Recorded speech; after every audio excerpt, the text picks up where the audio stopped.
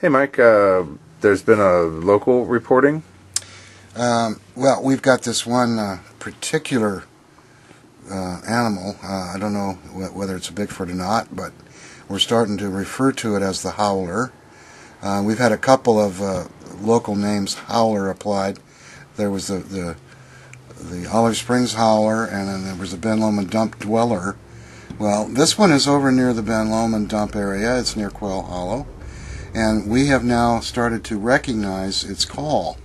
And it's typified by a long drawn-out call, and we've heard it both at sunset, and we've heard it at midnight, and we've heard it at 4 in the morning.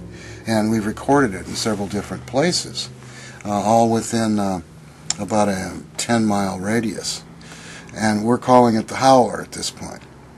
And so we actually caught one. I mentioned that we had a video set up right outside the museum.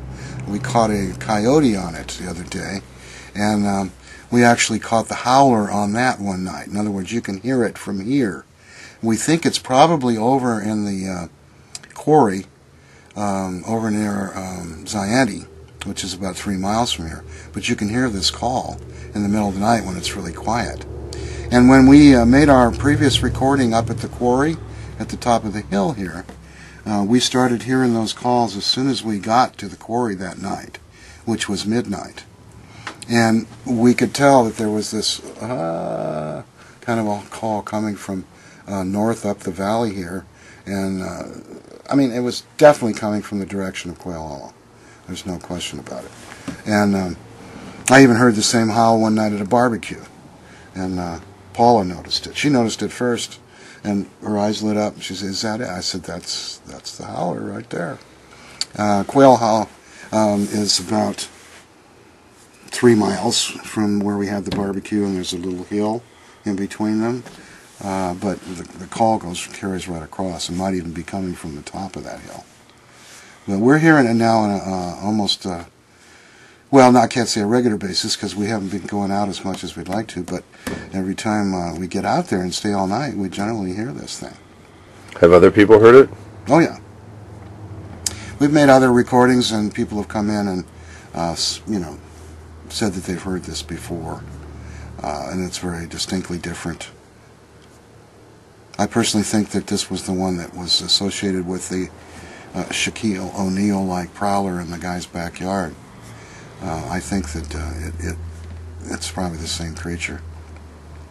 But if we discover that this coyote is coming from across the way, we're going to go over there and see if there's nests over there, and we're going to check, of course, all the tracks and the spoor.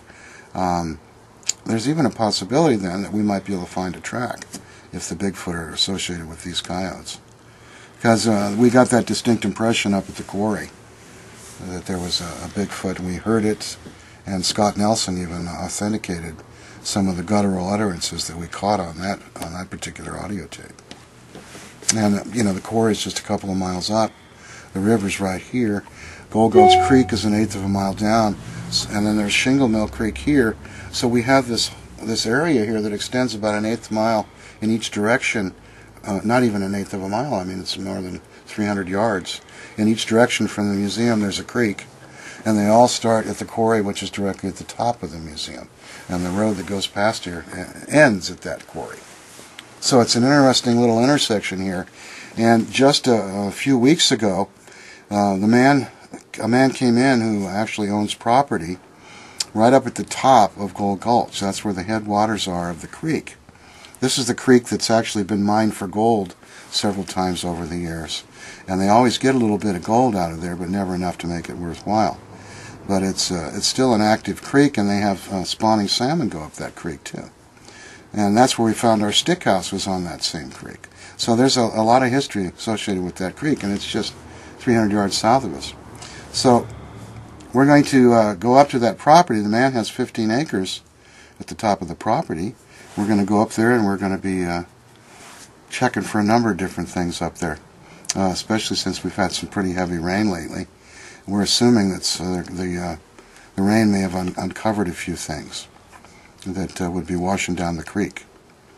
And it might also make for some new footprints and so forth. So pretty excited to get up there.